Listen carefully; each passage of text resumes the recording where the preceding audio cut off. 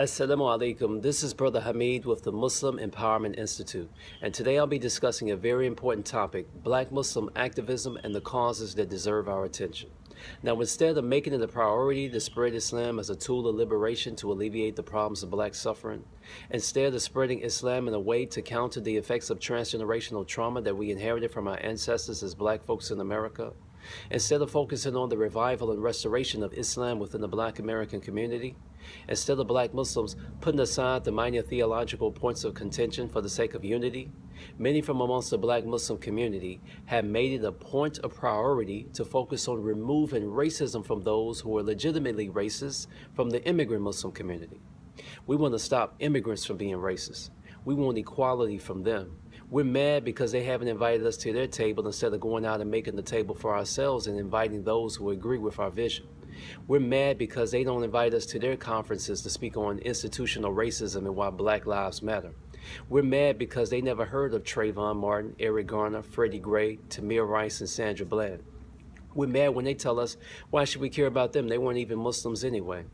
We're mad because they rather give their hard-earned money to establish Islam within the immigrant Muslim community, and they don't see any reason to give money to help some poor black Muslims who didn't get a good education so they can do the same. We're mad because they don't give us the greetings. We're mad because the immigrant brother wouldn't let you marry his daughter. We're mad because they moved their foot away from us in the prayer line, even though many of them from the Indian subcontinent do this due to fiqh issues and not necessarily because they don't want your black foot touching theirs.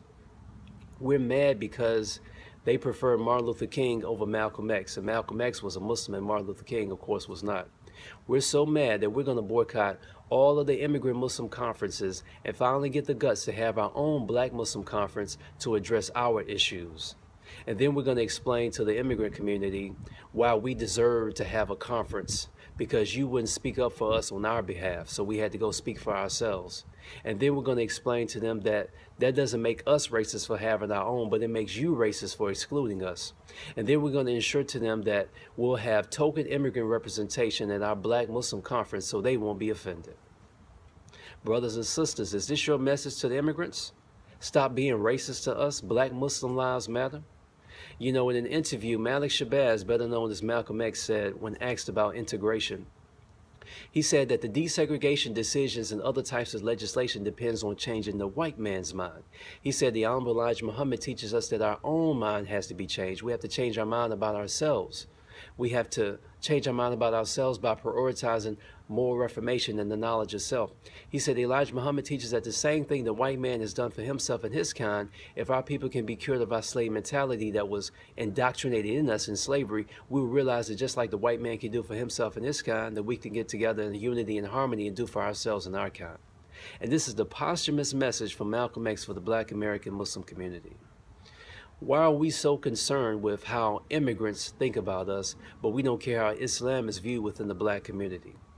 As Black American Muslims, what is our message to transform Tamika and Martavius from the hood? You know Tamika, right? She has the red Ronald McDonald wig and the tattoos all over her body like a treasure map. What words of encouragement can we give her from the Quran and Sunnah? Or do we even care?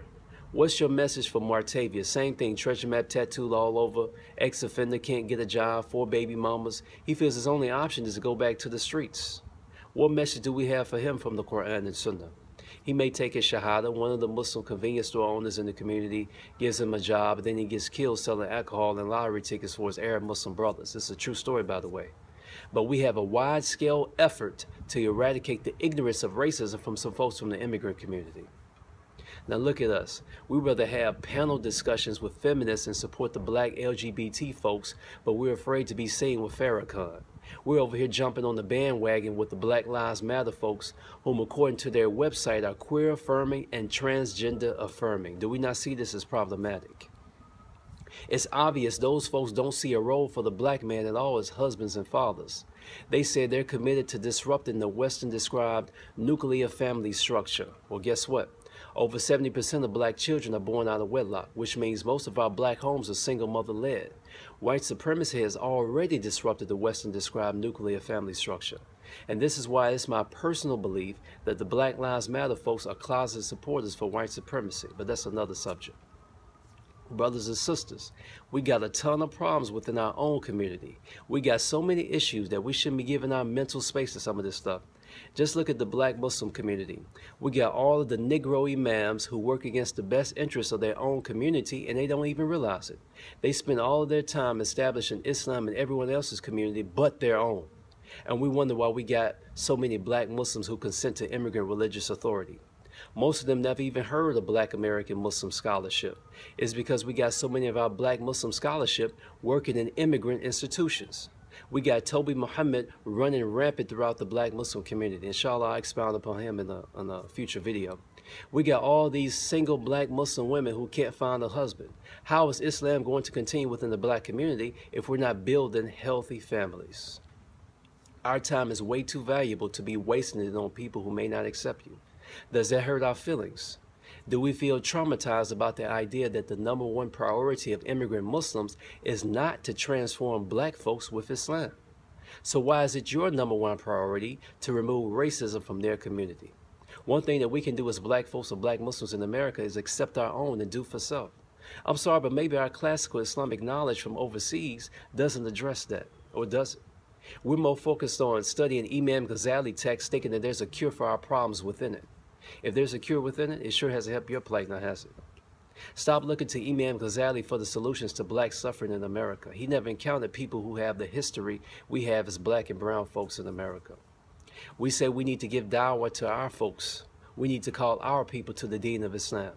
But the only thing we've been calling our people to is cultural apostasy. We feel like if we take on someone else's identity from overseas, then maybe I can escape the problems of black suffering. I'm not black anymore, I'm Muslim. Brothers and sisters, it hasn't worked. The definition of insanity is to keep repeating the same thing over and over and expect a different result. We're the black American Muslims who say they follow the Sunnah, gonna do something different. We want to remove white supremacy and racism from the world, but don't want to remove its byproducts from our own mind. What's up with that? Many of us think that we're actually enjoining the right and forbidding the wrong by trying to vacuum out the racism from the hearts of racist immigrant Muslims. Allah doesn't change our condition until we change that which is within ourselves. This is something that we need to focus on and spread this message within the black American community. Again, this is Brother Hameed with the Muslim Empowerment Institute, and in 2018, we will be unleashing the dragon with brutally honest commentaries on the variety of topics related to the Muslim community as well as the black community. Please check out the links below in the description area, and please like and subscribe to the Muslim Empowerment Institute YouTube network. Assalamu alaikum wa rahmatullahi wa barakatuh.